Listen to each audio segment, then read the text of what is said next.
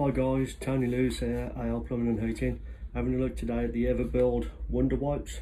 So let's get started. So open the packet, take the seal off.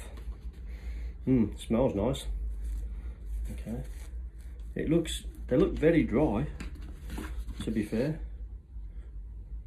No solution in the bottom of that to make it workable. So, okay. In fairness, they feel quite damp.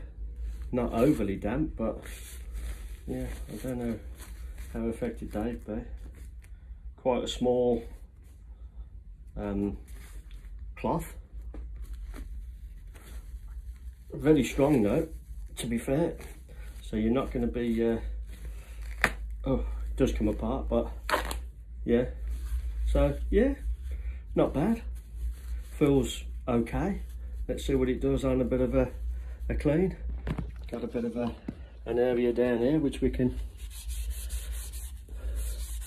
Oh, they're struggling because they're so dry. They just don't seem to be. I mean, taking the dirt off, but you wouldn't be able to do a large area with one of these.